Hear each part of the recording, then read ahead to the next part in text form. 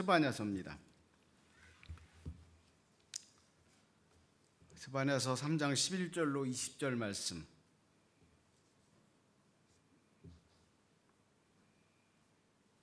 교독하겠습니다. 그날에 네가 내게 범죄한 모든 행위로 말미암아 수치를 당하지 아니할 것은 그때에 내가 네 가운데서 교만하여 자랑하는 자들을 제거하여 네가 나의 성산에서 다시는 교만하지 않게 할 것임이라.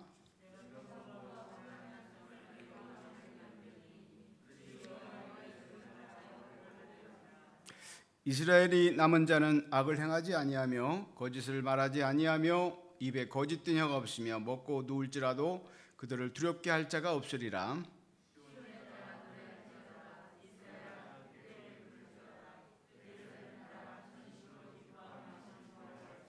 여호와가 네 형벌을 제거하였고 네 원수를 쫓아냈으며 이스라엘 왕 여호와가 네 가운데 계시니 네가 다시는 화를 당할까 두려워하지 아니할 것이라.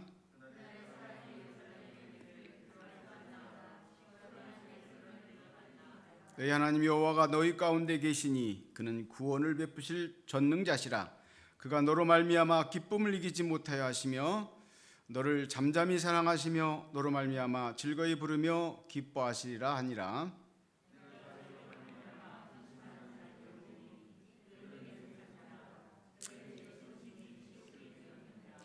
그때 내가 너를 괴롭게 하는 자를 다 벌하고 저는 자를 구원하며 쫓겨난 자를 모으며 온 세상에서 수육받는 자에게 칭찬과 명성을 얻게 하리라. 내가 그때에 너희를 이끌고 그때에 너희를 모을지라. 내가 너희 목전에서 너희 사로잡힘을 돌이킬 때 너희에게 천하 만민 가운데에서 명령과 칭찬을 얻게 하리라. 여호와의 말이니라. 아멘.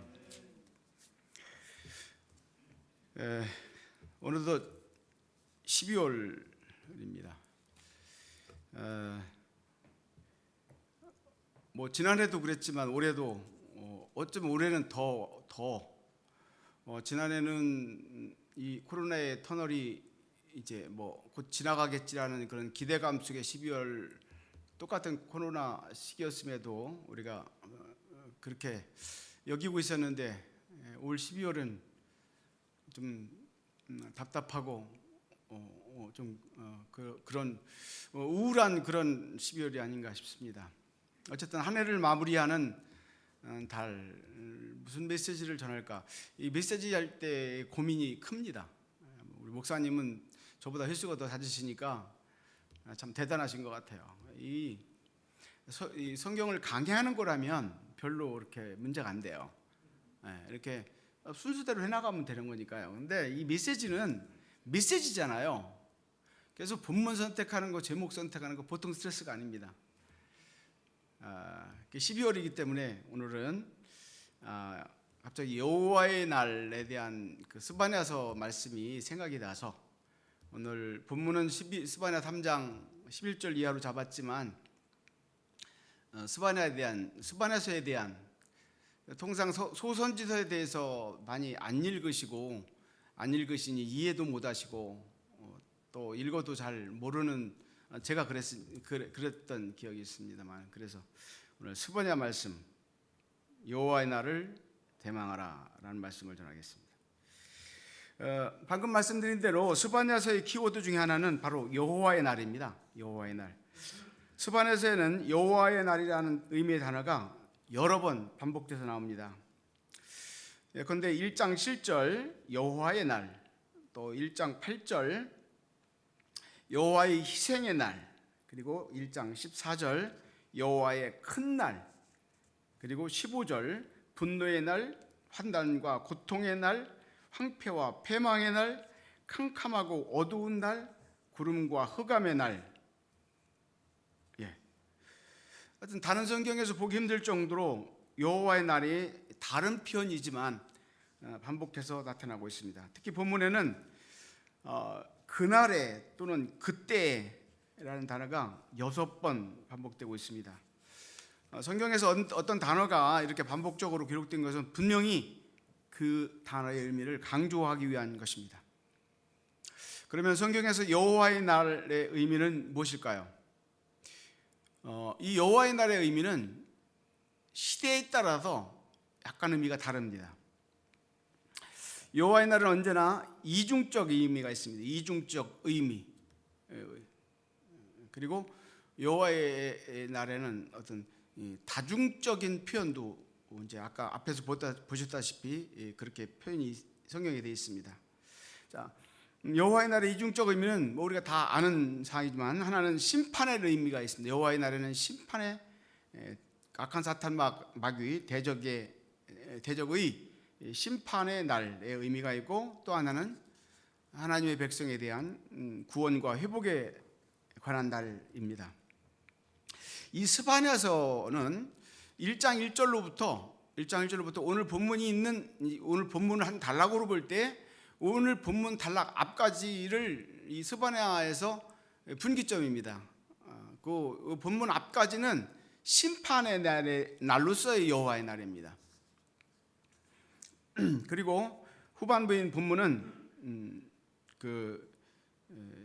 이제 이스라엘 백성들의 그러니까 죄로 말미암아 멸망당하고 함락당하고 포로로 끌려갔던 이스라엘 백성들의 이제 1차적인 의미가 그렇습니다.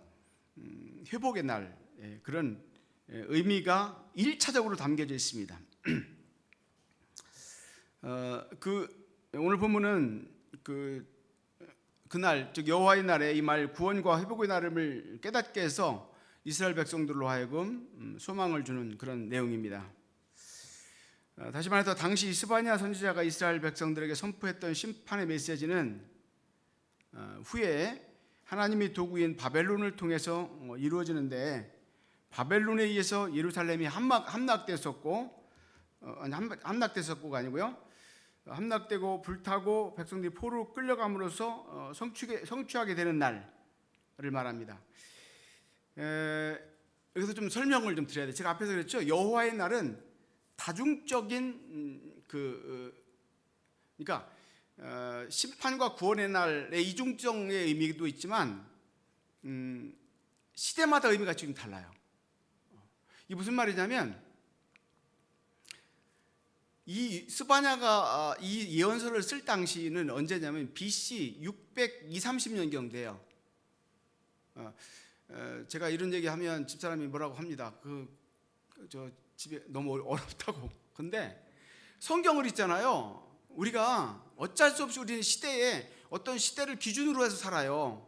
그래서 그 시대의 배경이 뭔지를 알아야 그 본문이 이해가 되는 거거든요.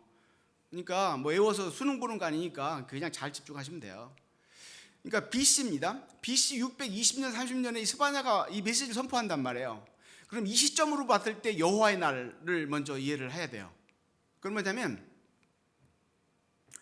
아직 일어나지 않은 날인데 하나는 심판의 의미에서 그래요. 심판의 의미에서 이스라엘 백성들이 죄악으로 말미암아 이제 하나님의 징계의 도구인 바벨론에 의해서 멸망이 된단 말이에요. 바벨론이 쳐들어와서 이게 2차 침략이 606년에 있는데 아까 620년이라고 했지 않습니까?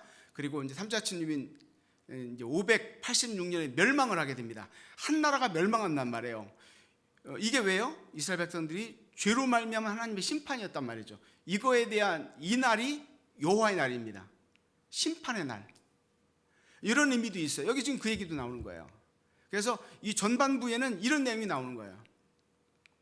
그런데 여호와의 날의 의미가 또 뭐가 있냐면, 이제 후반부 오늘 본문은 뭐냐면 회복과 구원이에요. 회복과 구원은 뭐냐면 예레미야를 통해서 예레미야 29장이죠. 29장에 그렇지만 너희가 70년이 차면 이 땅으로 내가 다시 회복하여 돌아오게 하겠다는 예언이 있었어요. 자, 포로로 끌려간 백성이 다시 회복해서 돌아온다. 그럼 그 나라가 멸망돼야 되잖아요. 그래서 바벨론이 멸망되게 되는 거예요. 누구에게?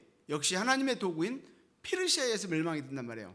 바로 이때, 이 후반부는 이때예요. 그러니까 이때는 이중적인 의미가 있는 거죠.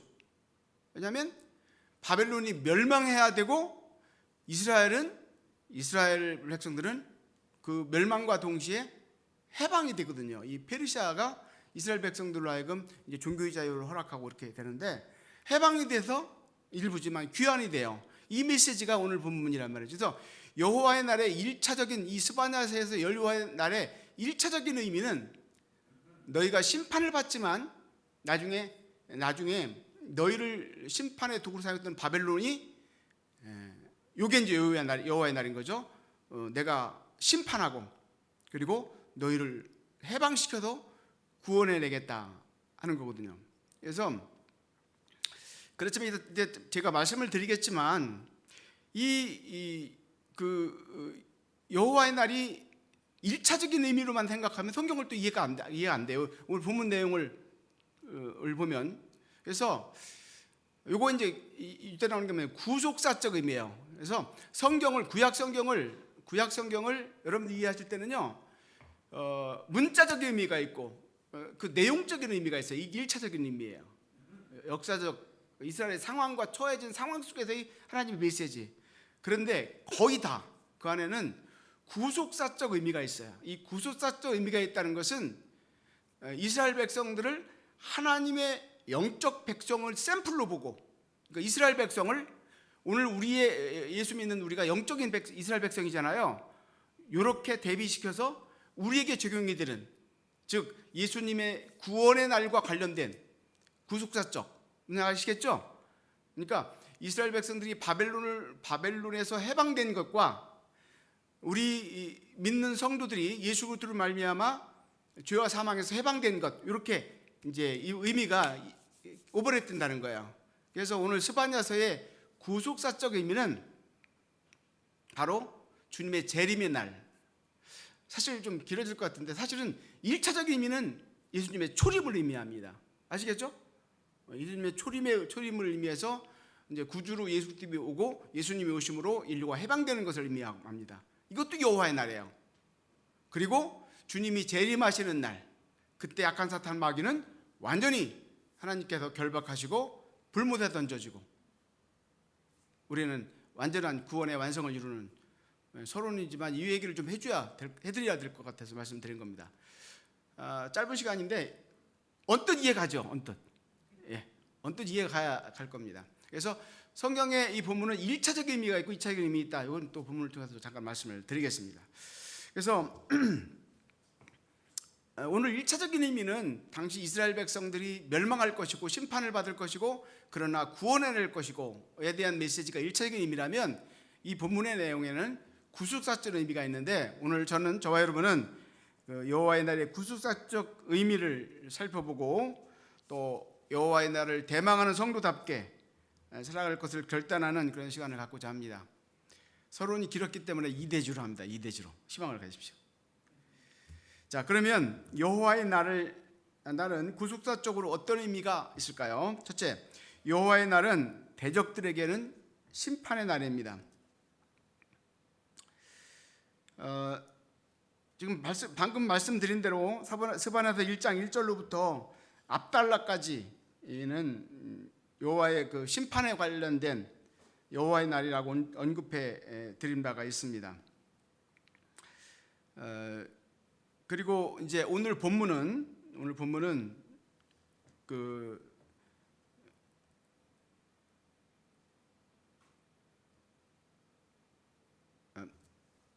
지금 방금 이 서론에서 많이 말씀드려가지고 근데 아무튼 다시 정리합니다.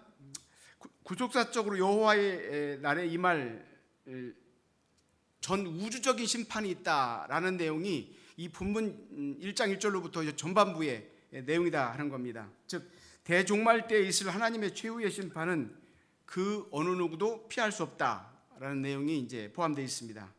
바로 그 말씀을 누구도 대종말의 때 하나님의 심판에서 피할 수 없다는 말씀이 오늘 본서 1장 2절 그리고 1장 2절과 1절 15절을 제가 읽습니다. 스바냐서 1장 2절, 여호와께서 이르시되 내가 땅 위에서 모든 것을 진멸하리라. 그리고 1장 15절, 그날은 분노의 날이요 환난과 고통의 날이요 황폐와 패망의 날이요 캄캄하고 어둠의 날이요 구름과 흑암의 날이요. 그 심판의 날, 하나님의 여호와의 날, 심판의 날에 대한 여러 표현입니다. 여기서 분노의 날은 여호와의 날의 성격을 말해주고 있습니다. 그리고 그 뒤에 나오는 언급되는 단어들로 표현된 그 의미는 환난, 고통, 그리고 황폐, 패망, 캄캄함, 어두움, 구름, 흑암, 이런 것들은 심판의 날 하나님의 분노의 결과를 묘사한 것입니다. 심판의 날이 되면 하나님의 분노가 불같이 타올라서 온갖 불의와 죄악을 다 태워버리게 된다는 말입니다. 이 날이 바로 여호와의 날로 계시된 요한계시록 20장과 직접적인 관련이 있습니다. 계시록 20장 2절 3절 용을 잡으니 곧 옛뱀이요 마귀요 사탄이라 잡아 1천년 동안 결박하여 3절 무저갱에 던져 잠그고 그 위에 인봉하여 천년이 차도록 다시는 만국을 미혹하지 못하게 하였다가 그 위에는 반드시 잠깐 놓이리라. 많이 들어보셨죠? 여기 천년이라는 말이 나오죠. 천년 동안. 성경에서 나오는 숫자는 대부분이 상징적인 의미입니다. 이 성경 다는 아니고요. 다는 아니지만 많이 그렇습니다. 여기서 나오는 천년 동안도 마찬가지에서 흔히 천년왕국이라고 표현되는 바로 그 천년인데 숫자 천이 아니고 이것은 오랜 동안 오해가 있었어요. 세대주의자들에 의해서는 인류 역사가 6천년쯤 되지 않습니까?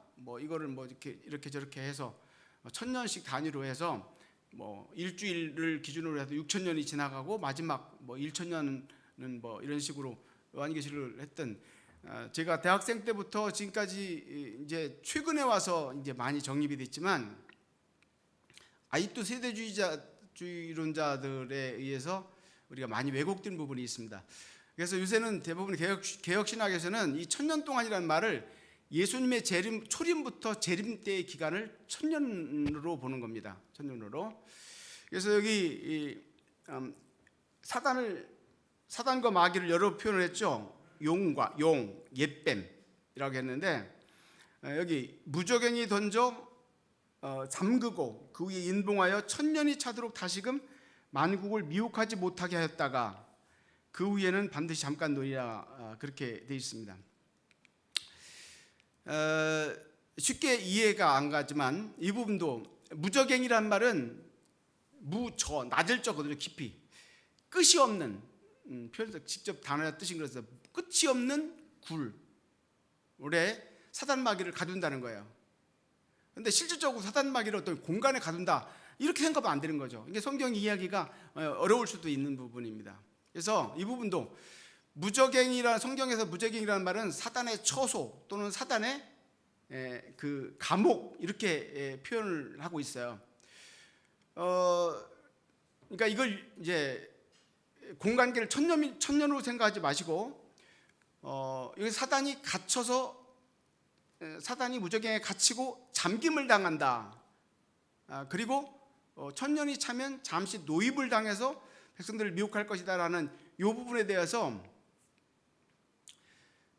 예수님이 이 천년이 뭐랬죠? 예수님 초림부터 재림이라고 말씀을 드렸습니다. 바로 이 기간인데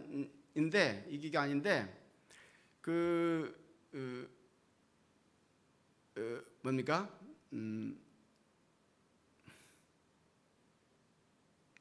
갑자기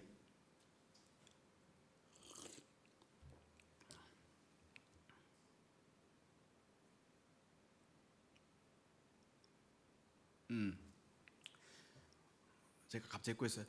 이 무저갱에 갇혀있다라는 의미를 우리가 이해를 해주는데, 우리가 예수님의 사역 가운데 예수님의 사역의 핵심이 없는 게 십자가 사역이지 않습니까? 십자가 사역. 그래서 예수님의 십자가에 못 박혀 죽으심으로 그 순간 우리는 죄와 사망으로부터 어떻게 돼요? 구원을 받게 되잖아요. 그래서 이렇게 표현이 되는 겁니다.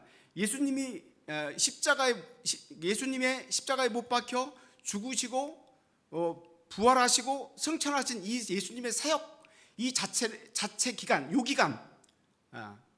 요 기간이 사단이 결박된 상태입니다. 그래서 우리가 흔히 이제 이런 표현 있지 않습니까? 복음서에도 나오고 우리가 나사렛 예수의 이름으로 명하노니 이런 표현 있지 않습니까? 사단은 이미 살았으나 죽은 존재입니다. 이해가시죠? 사실 여기 무저갱에 갇혔다 그러는 좀 표현이 오늘 기기 들었는데, 갇혔다는 것은 갇혀서 못 나온다는 개념이 아닙니다. 그래서 저는 이 표현을 어떻게 가장 쉽게 이해할 표현이 뭐냐면, 존 버전의 철로 역정에서 저는 잘 보여준다고 생각이 돼요. 지난번에도 그 목사님 한번 예를 드신 기억이 있는 것 같은데, 순례자가 크리스찬이 철로 하나님 나라를 가는 도중에 날이 좀 울어요. 그래서 이제 오늘 어디서 묵을까 하는 가운데 어떡하죠? 큰 대궐 같은 집에 나오고 거길 가려고 가는데 한 200여 흑영은 거기 철로역정 갑니다. 200여 미터 전에 보니까 좌우에 사자가 있는 거예요. 사자가 있는 거. 두려워서 못 가지 않습니까? 그때 다시 돌이켜 나오려고 했더니 문지기가 부릅니다. 불러서 여기를 자세히 봐라.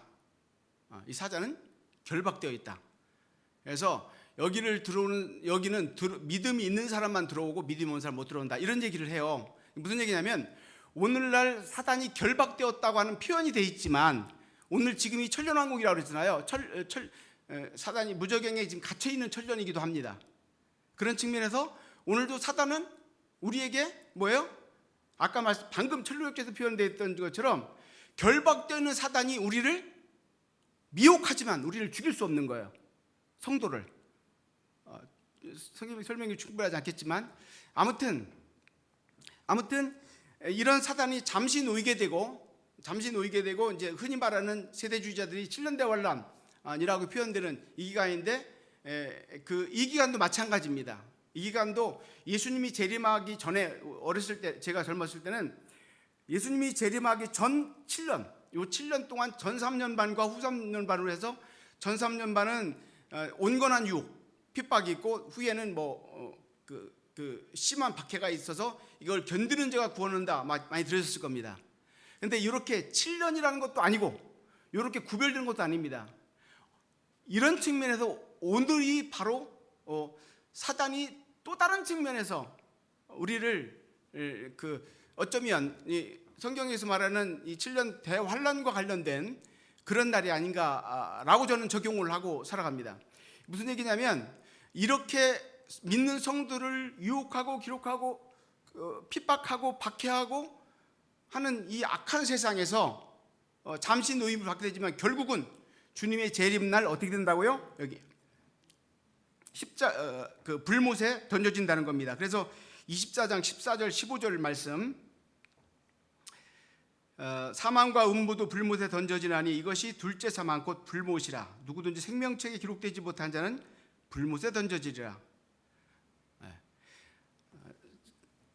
제가 욕심이 많아가지고 성경을 좀 이렇게 요한계시록에 대한 얘기를 좀 하다 그랬지만, 어쨌든 사탄 마귀가 지금 오늘 이 시대에 어쩌면 여호와의 날을 대망하는 우리에게 있어서 우리의 삶과 현실적인 삶 가운데에서 그 유혹과 박해와 또 다른 시험을 통해서 우리를 힘들고 어렵게 하고 있는 그런 정황이지만, 그래서 우리가 좀 힘들고 그런 때도 있지만, 결국 사망과 음부도 사탄 마귀도 다 포함돼서 그렇습니다. 불못에 던져지나니 이것이 둘째 사망 곧 불못이라. 누구든지 생명책에 기록되지 못한 자는 불못에 던져지리라. 성경은 생명책에 기록되지 못한 자가 불못에 던져진다고 말씀하십니다. 즉 주님이 재림 때에 사단은 물론 추종 세력과 그 모든 불신자들이 영원한 심판, 즉 불못 심판을 받게 된다는 것이죠. 따라서 여호와의 날은 성도에게는 기쁨과 소망의 날이지만 불못에 던져지는 불신자들에게는 상상만 해도 두렵고 고통스러운 날이 아닐 수가 없습니다. 최근 코로나가 다시 기승을 부리고 있죠. 작년에 처음 코로나가 발생해서 미국에서 6만 명이 확진자가 넘어갈 때 CNN 뉴스를 제가 스크랩해 놓은 게 있습니다. 그 내용의 제목이 뭐냐면, 인류 대재앙의 날을 대비해 만들어진 웨스트버지니아주 폴티튜드 렌치라는 피난처에 대한 겁니다. 1년치 비축 식량에 소총 등 무기가 가득하고 시체 소각장 시설도 갖춰. 이런 제목으로 나왔던 겁니다. 즉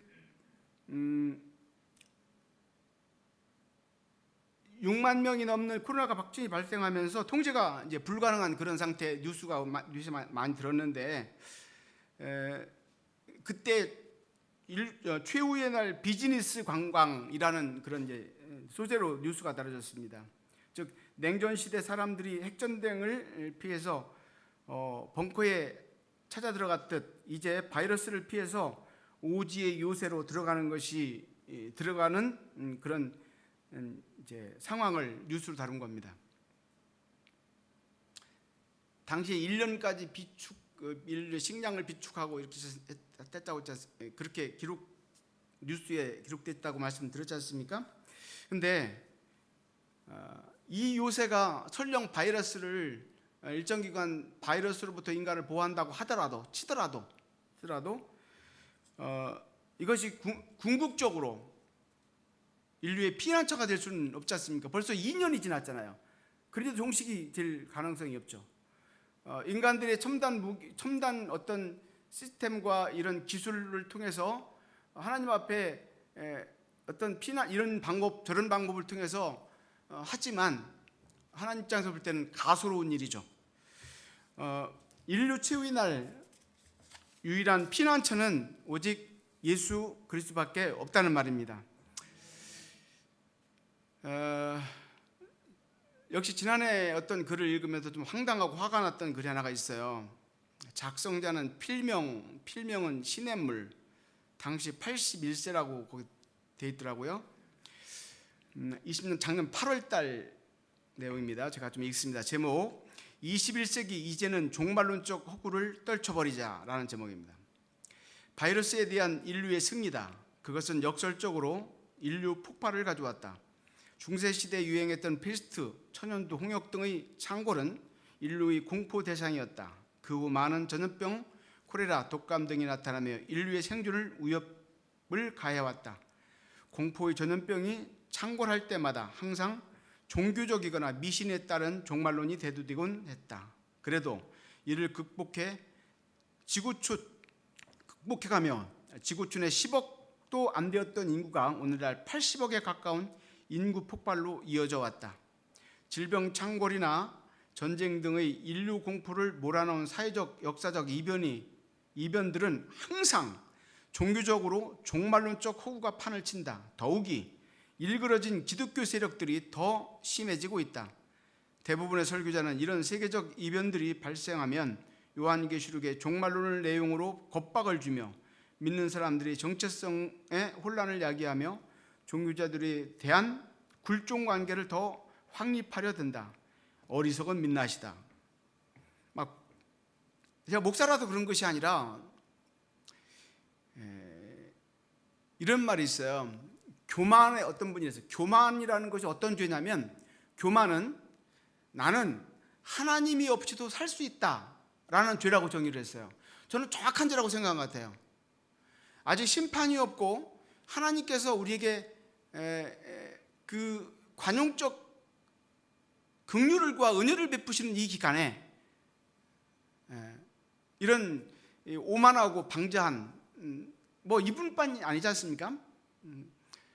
사실 아직 알지 못해서 그렇지만 정말 하나님 앞에 가장 악한 인간의 모습을 저는 표현했다고 생각이 돼요. 성도 여러분, 여호와의 날은 대적들에게는 심판의 날입니다. 그러나 여호와를 대망하는 우리에게는 축제의 날이 될 것입니다. 그때까지 영적 무감각, 저는 제일 두려운 것이 제 자신이 늘 제가 지금도 그렇습니다. 제가 경계하는 단어 중에 하나가 뭐냐면 영적 무감각입니다. 영적 무감각과 영적 마비에 빠지지 않도록 항상 깨어있는 저와 여러분 되시기를 예수님의 이름으로 축원합니다. 자, 그러면 여호와의 날은 구독자적으로 어떤 의미가 있을까요? 둘째, 여호와의 날은 성도에게는 구원과 회복의 날입니다. 오늘 이제 본문입니다. 본문 19절은 이렇게 시작하죠. 그때 여호와의 날입니다. 그때 내가 너를 괴롭게 하는 자를 다 벌하고 저는 자를 구원하며 쫓겨난 자를 모으며 온 세상에서 수욕받는 자에게 칭찬과 명성을 얻게 하리라. 이어서 20절이죠. 내가 그때 여호와의 날에 너희를 끌고 그때 여호와의 날에 너희를 모을지라. 내가 너희 목전에서 너희를 사로잡힘을 돌이킬 때 너희에게 천하 만민 가운데서 명성과 칭찬을 얻게 하리라 하는 말씀이 있습니다. 여기 보면 이제 계속 그때가 계속 반복되는데, 여기서 그때는 아까 말씀드린 대로 1차적 의미는 여기 단어 이런 게 나오죠. 19절에 내가 너를 괴롭게 하는 자를 다 벌하고, 바벨론을 얘기하는 겁니다. 그 다음에 20절에 후반에 너희 목전에서 너희의 사로잡힘을 돌이킬 때, 너희가 사로잡혔던 그곳에서 다시 돌아오게 할 때란 말이죠. 이 단어들이 뭘 의미합니까? 지금은 BC 620년경, 요거는 586년 멸망하고 그 뒤에 50년이라죠. 530 그러니까 바벨론이 페르시아에 멸망한 것이 539년입니다. 39년이 멸망하고 이제 이제 고레스가 집권한 것은 537년. 이때 여러분들 에스라서에 보면 하나님께서 고레스의 꿈에 나타나서 내 백성을 예루살렘에 보내서 성전을 재건하라 이렇게 나옵니다. 1절에. 그래서 화들짝 놀라가지고 고레스가 당시 스룹바벨 총독을 불러서 이스라엘 백성 43,000명에게 성전 재건 준비를 시켜서 귀환시킵니다. 이게 소위 포로 1차 귀환입니다. 지금 BC 620년경에 이 예언을 하고 있는 거예요. 다시 회복시킬 것이다 라는 예언이거든요.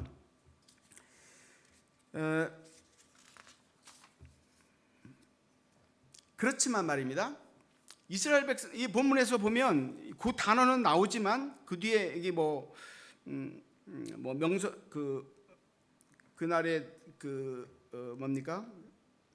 쫓겨난 자를 모으며 세상에서 수육받는 자들에게 칭찬과 명성을 얻게 하리라든지, 20절에 돌이킬 때 너에게 천하 만민 가운데 명성과 칭찬을 얻게 하리라든지, 이런 말씀들을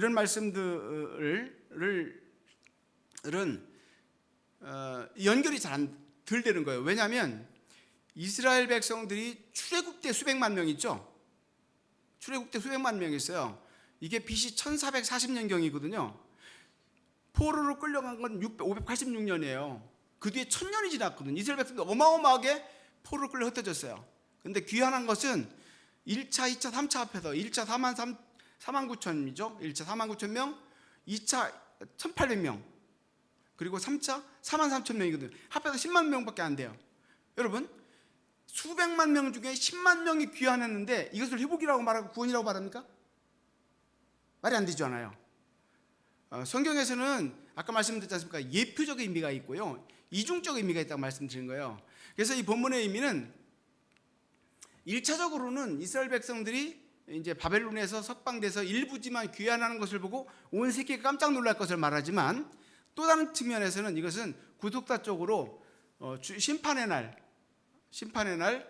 구원받은 자들에 대한 그 표현으로 이해를 해야 됩니다. 즉 따라서 구속사 쪽으로 본문의 완전한 성취는 주님의 재림으로 회복될 영적 이스라엘에 관한 것이다 하는 겁니다. 앞에도 말씀드렸다시피 영적 이스라엘이라는 것은 예수로 말미암아서 성령받고 구원받은 저와 여러분들을 의미하죠. 그러면 장차 도래할 여호와의 날은 어떨 모습일까요? 제가 간단하게 세 가지로 말씀을 좀 이렇게 표현을 좀 해봤어요.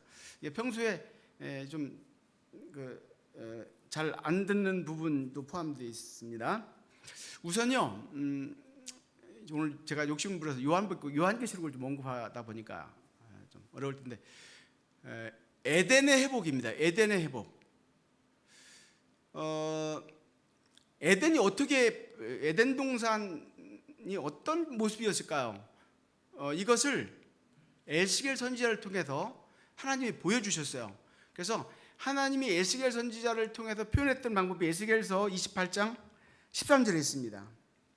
내가 옛적에 하나님의 동산 에덴에서 각종 보석, 곧 홍보석과 황보석과 금강석과 황옥과 홍만호와 창옥과 청보석과 남보석과 쭉 단장하였으며, 이렇게 표현되어 있지 않습니까?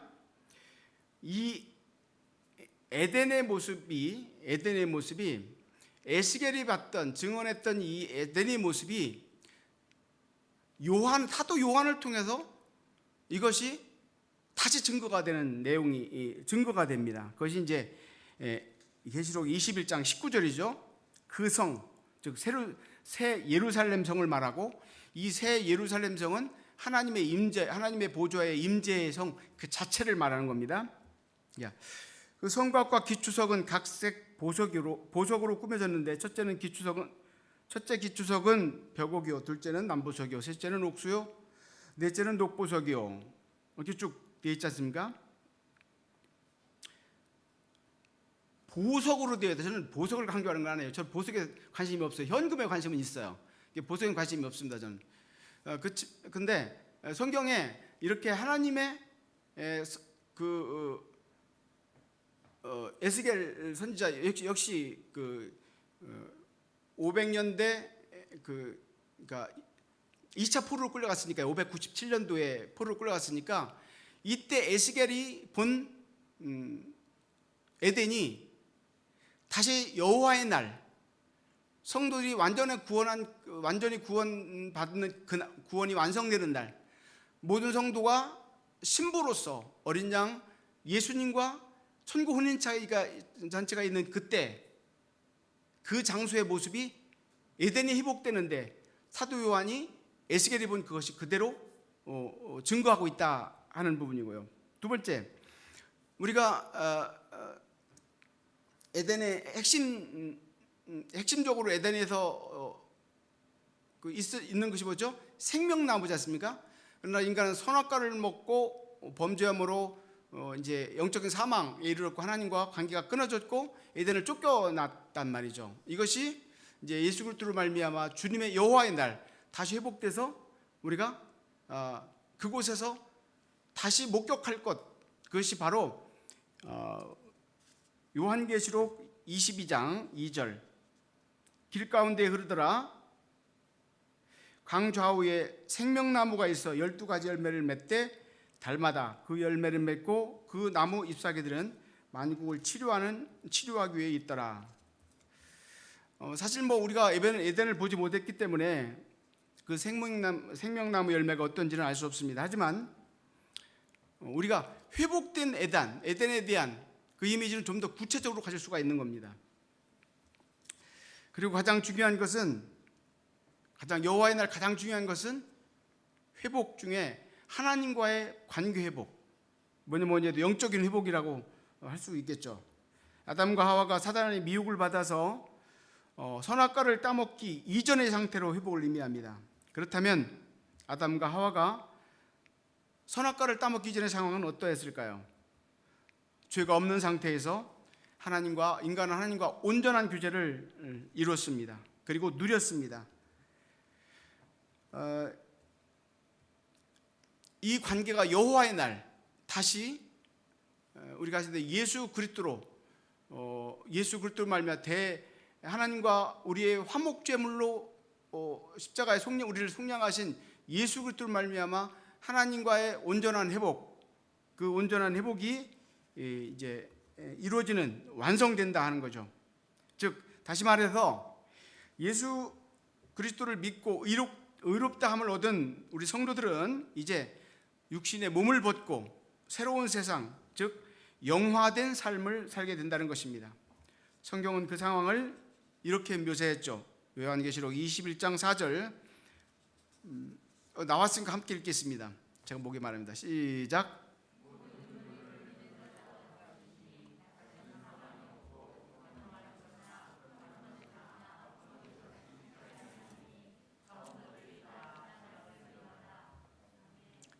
아멘.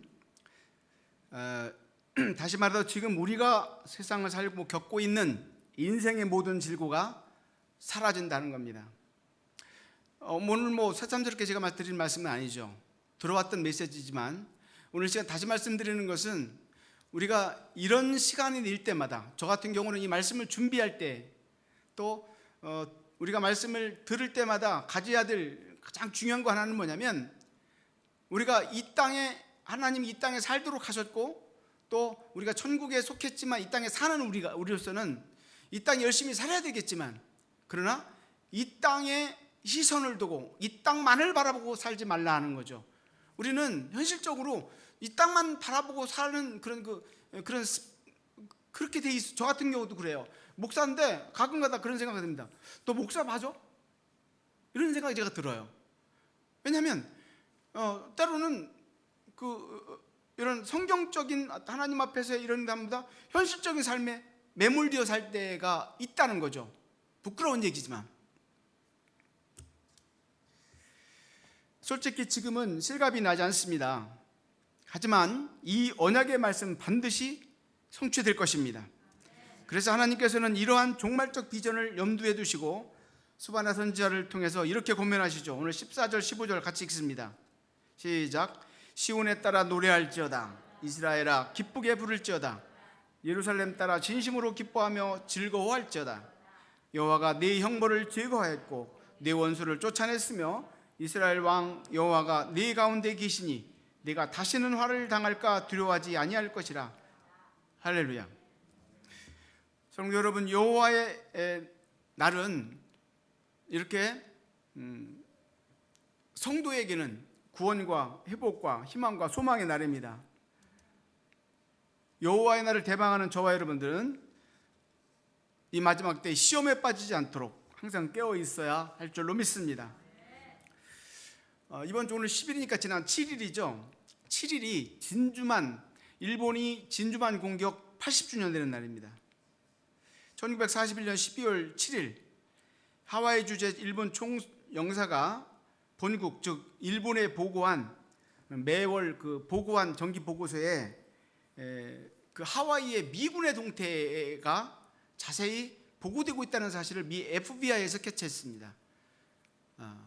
그리고 그 내용은 진주만 근처에서 배회하는 일본 선박들은 대부분 간첩설일 가능성이 높다. 이런 경고를 줬는데도 불구하고 미국 당국에서 정부에서는 이걸 무시했어요. 이런 첩보가 여러 경로를 통해서 올라갔어요. 그런데 무시했습니다. 그리고 1941년 12월 7일 새벽 아침이라고 되어 있더라고요. 아침에 일본의 소위 가미가제 총 공격이 시작이 되죠. 그래서 미국 전함 12척과 비행기가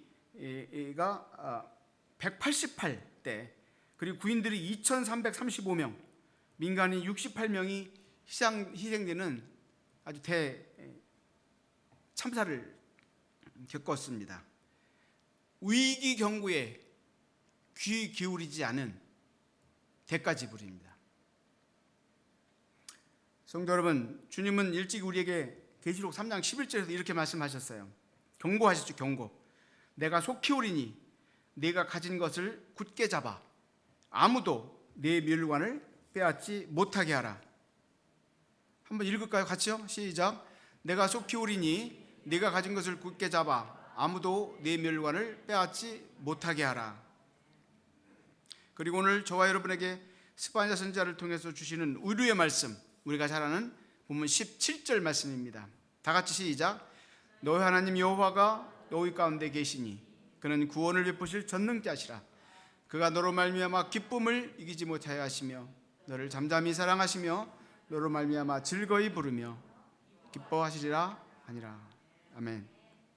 여호와의 날을 대망하는 저와 여러분에게 이 말씀이 큰 위로와 소망이 되시고 이 소망을 가진 성도답게 살아가는 또한 저와 여러분 되시기를 예수님의 이름으로 축원합니다.